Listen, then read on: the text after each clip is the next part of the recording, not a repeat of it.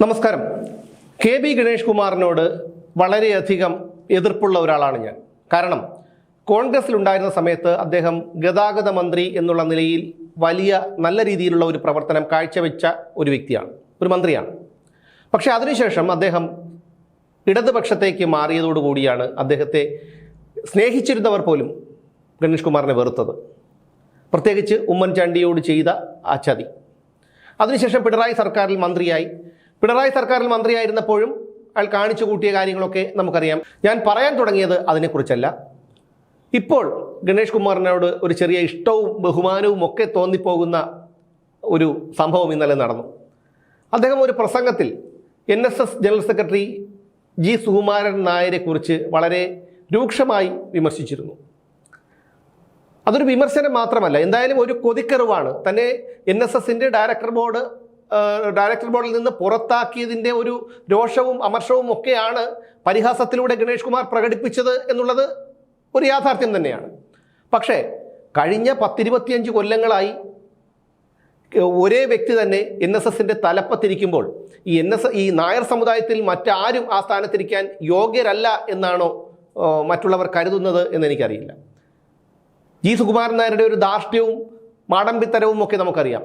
Suresh Gopi NSS ആസ്ഥാനം സന്ദർശിക്കാൻ ചെന്നപ്പോൾ, മന്നത്ത് സമാധി സന്ദർശിക്കാൻ ചെന്നപ്പോൾ അദ്ദേഹത്തെ ഇറക്കി വിട്ടു. VD സതീശനെ അങ്ങോട്ടേക്ക് അടുപ്പിച്ചില്ല.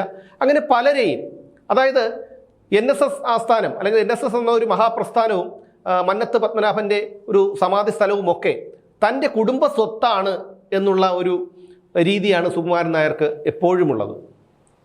ഗണേഷ് കുമാറിനോട് പോലും അദ്ദേഹം ഇത്തരത്തിൽ പല രീതിയിലും പെരുമാറിയിട്ടുണ്ട്. അപ്പോൾ ഗണേഷ് കുമാറിനെ ഈ ഡയറക്ടർ ബോർഡിൽ നിന്ന് പുറത്താക്കിയതിനു ശേഷമാണ് അദ്ദേഹവും പോലും ഈ സുകുമാരൻ നായരെ ഇത്രയധികം പരസ്യമായി വിമർശിക്കാൻ തയ്യാറായത് എന്നുള്ളതാണ്. ഒരാൾ NSS ജനറൽ സെക്രട്ടറി സുകുമാരൻ നായരുടെ മുറിയിലേക്ക് ചെല്ലുമ്പോൾ എങ്ങനെയാണ് സുകുമാരൻ നായർ പെരുമാറുന്നത് എന്ന് അദ്ദേഹത്തിൻ്റെ മാനസത്തെ അനുകരിച്ചുകൊണ്ടാണ് ഈ ഗണേഷ് കുമാർ ഇന്നലെ ഒരു പ്രസംഗവേദിയിൽ പറഞ്ഞത്. അത് വലിയ രീതിയിൽ ആൾക്കാർക്ക് അത് മനസ്സിലാവുകയും ഇഷ്ടപ്പെടുകയും ഒക്കെ ചെയ്തു. ഒരു വ്യക്തി അവിടെ കടന്നു ചെല്ലുമ്പോൾ CCTV ക്യാമറയിലൂടെ അത് കാണുകയും ആ വ്യക്തി ആ മുറിയിലേക്ക് ചെന്നതായി കണ്ടതുപോലും ഭാവിക്കാതെ മറ്റു കാര്യങ്ങളിലേക്ക് തിരിയുകയും ഒക്കെ ചെയ്തുകൊണ്ട് അയാളെ തീർത്തും അവഗണിക്കുന്ന ഒരു രീതിയാണ് എപ്പോഴും സുകുമാരൻ നായർ സ്വീകരിച്ചിട്ടുള്ളത് എന്നാണ് ഗണേഷ് കുമാർ പറയുന്നത്.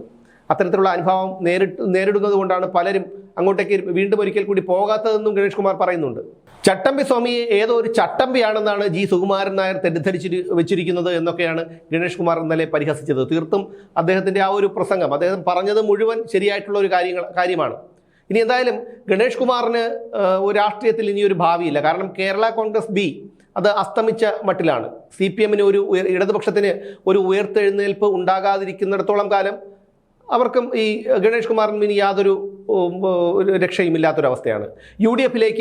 UDFിൻ്റെ 7 അയലത്തേക്ക് കേരള കോൺഗ്രസ് ബിയെ അടുപ്പിക്കില്ല. പിന്നെയുള്ളത് BJP ആണ്. ഇനി BJPയിലേക്ക് പോകുമോ എന്നുള്ള കാര്യമാണ്, NDAയിലേക്ക് പോകുമോ എന്നുള്ള കാര്യമാണ് ഇനി കണ്ടറിയേണ്ടത്. പക്ഷേ എന്തായാലും NSS ജനറൽ സെക്രട്ടറി സ്ഥാനത്ത് നിന്ന് ഈ സുകുമാരൻ നായരെ പോലെയുള്ള മാടമ്പികളെ മാറ്റേണ്ട ഒരു സമയം അതിക്രമിച്ചിരിക്കുന്നു. SNDPയിൽ വെള്ളാപ്പള്ളി നടേശൻ തുടരാൻ തുടങ്ങിയിട്ടും 26 വർഷങ്ങൾ കഴിഞ്ഞു. അദ്ദേഹത്തെ താഴെയിറക്കാനായി പലയിടങ്ങളിൽ നിന്നും പലരും നിയമപോരാട്ടവും മറ്റും ഒക്കെ നടത്തിക്കൊണ്ടിരിക്കുകയാണ്. ഇപ്പോഴാണ് ഏതൊരു വൻമരവും കടപുഴകി വീഴുന്ന ഒരു ദിവസമുണ്ടെന്ന് നമ്മൾ പറഞ്ഞു കേട്ടിട്ടുള്ളത് പോലെ ഇപ്പോൾ വെള്ളാപ്പള്ളി നടേശനെ സംബന്ധിച്ചും ഇപ്പോൾ വലിയ രീതിയിലുള്ള ഒരു പ്രതിസന്ധി ഘട്ടമാണ്. കോടതികൾ പോലും അദ്ദേഹത്തിൻ്റെ മൈക്രോ ഫിനാൻസ് കേസ് ഉൾപ്പെടെയുള്ള കേസുകളിൽ വളരെ രൂക്ഷമായിട്ടുള്ള വിമർശനങ്ങളൊക്കെ ഉയർത്തുന്നുണ്ട്. അതുപോലെ ഈ സുകുമാരൻ നായർ തൻ്റെ 43 ബന്ധുക്കൾക്ക് ഇതിൻ്റെ സ്ഥാപനങ്ങളിൽ ജോലി കൊടുത്തിട്ടുണ്ടെന്നാണ് ഗണേഷ് കുമാർ ഉന്നയിക്കുന്ന മറ്റൊരു ആരോപണം. തീർച്ചയായും അത് വളരെ ശരിയായിട്ടുള്ള ഒരു കാര്യമായിരിക്കും. അദ്ദേഹം കൃത്യമായിട്ടുള്ള വിവരത്തിൻ്റെ അടിസ്ഥാനത്തിലായിരിക്കാം ഈ ഒരു വിവരം പറഞ്ഞത്. അപ്പോൾ ഇതൊരു കുടുംബ സ്വത്ത് പോലെ കൈയടക്കി വെച്ചിരിക്കുക. ഒരു NSS എൻ്റെ കുടുംബ സ്വത്താണ്, ഞാൻ കഴിഞ്ഞാൽ എൻ്റെ മകളോ അല്ലെങ്കിൽ എൻ്റെ ബന്ധപ്പെട്ടവരോ ആണ് ആ സ്ഥാനത്തിരിക്കേണ്ടത് എന്നുള്ള ഒരു തോന്നലും ധാരണയുമാണ് സുകുമാരൻ നായർക്കുള്ളത്. എന്തായാലും ഗണേഷ് കുമാർ നേതൃസ്ഥാനത്തു നിന്ന് നയിച്ചാൽ അത് NSSന് ഗുണം ചെയ്യും എന്നുള്ള ഒരു കാര്യത്തിൽ യാതൊരു തർക്കവുമില്ല. അദ്ദേഹം സീരിയൽ രംഗത്ത് പ്രവർത്തിക്കുന്നവരുടെ സംഘടനയായ അതിൻ്റെ ആജീവനാന്ത പ്രസിഡന്റാണ് എങ്കിൽ പോലും അദ്ദേഹം ആ ഒരു സംഘടനയെ വളരെ നല്ല രീതിയിൽ കൊണ്ടുപോകുന്നുണ്ട്.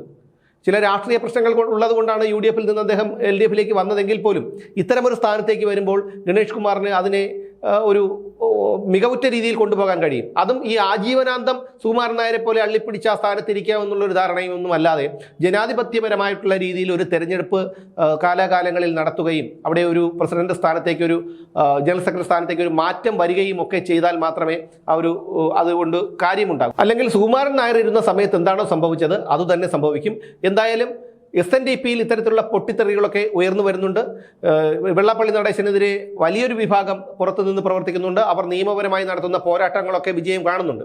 അതുപോലെ തന്നെ ഗണേഷ് കുമാർ ഇതുവരെ NSSനെതിരെ സംസാരിക്കാൻ പോലും ആ സമുദായത്തിൽ നിന്ന് ആരുമില്ലായിരുന്നു. വെള്ളാപ്പള്ളി നടേശന് മാധ്യമപ്രവർത്തകരോടും രാഷ്ട്രീയക്കാരോടും ഒക്കെ എങ്ങനെ പെരുമാറണമെന്ന് നന്നായി അറിയാം. പക്ഷേ സുകുമാരൻ നായർക്ക് അതറിയില്ല. അദ്ദേഹം എപ്പോഴും ഒരു മാടമ്പിത്തരത്തിൻ്റെ ഒരു പിടിയിലാണ് അദ്ദേഹത്തിൻ്റെ ഒരു സംസാര ശൈലിയും പെരുമാറ്റവും ഒക്കെ.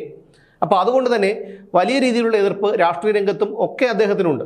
ഞാൻ മുമ്പ് പറഞ്ഞതുപോലെ NSSനെയോ അല്ലെങ്കിൽ അതിൻ്റെ ജനറൽ സെക്രട്ടറിയെയോ എതിർക്കാൻ ആ സമുദായത്തിൽ നിന്ന് ആരും മുന്നോട്ട് വന്നിരുന്നില്ല എന്നുള്ളതാണ് സുകുമാരൻ നായർ ഇതുവരെ തുടരുന്നതിന് കാരണമായിട്ടുള്ളത്. പക്ഷേ ഗണേഷ് കുമാറിനെ പോലെ ശക്തനായിട്ടുള്ള ഒരാൾ മുന്നോട്ട് വന്ന സ്ഥിതിക്ക് ഇനി ഒരുപക്ഷേ NSSൽ നമ്മൾ പലതും കാണാനിരിക്കുന്നതേ ഉള്ളൂ. SNDPയിൽ സംഭവിക്കുന്നത് പോലെ ഇതുവരെ സംഭവിച്ചിട്ടുള്ള അഴിമതികൾ, ഇവരൊക്കെ ഈ കാലാകാലങ്ങളായി അവിടെ അതേ സ്ഥാനത്തിരുന്ന് അഴിമതികൾ നടത്തിക്കൊണ്ടിരിക്കുകയാണ്. സ്വജനപക്ഷപാതവും അഴിമതികളും ഒക്കെ നടത്തിക്കൊണ്ടിരിക്കുകയാണ്. അതൊരു പുലിവാൽ പിടിച്ച അവസ്ഥയാണ്. വാലിൽ നിന്ന് വിട്ടുകഴിഞ്ഞാൽ പുലി കടിക്കും. അതുകൊണ്ട് തന്നെ ആ സ്ഥാനത്ത് എന്ത് വില കൊടുത്തും അള്ളിപ്പിടിച്ചിരുന്നാലേ പറ്റൂ. ആ സ്ഥാനം ഒഴിഞ്ഞാൽ അടുത്തൊരാൾ അവിടെ വന്നാൽ ഇവർ ചെയ്ത സമയത്ത് ഇവർ ഉണ്ടായിരുന്ന കാലാവധിയിൽ നടന്ന അഴിമതികളൊക്കെ പുറത്തു വരും. അതുകൊണ്ടാണ് അവരെന്ത് ത്യാഗം സഹിച്ചും നാണക്കേട് സഹിച്ചും ആ സ്ഥാനത്തിരിക്കാൻ തയ്യാറാകുന്നതും. എന്തായാലും ഗണേഷ് കുമാറിനെ പോലെ ഒരു ശക്തനായിട്ടുള്ള ഒരു ആൾ ഈ NSSനെതിരെ ഇറങ്ങിയ സ്ഥിതിക്ക് ഇനി എന്താണ് ഉണ്ടാകുന്നതെന്നുള്ള കാര്യം നമുക്ക് കണ്ടറിയാൻ മാത്രമേ കഴിയൂ.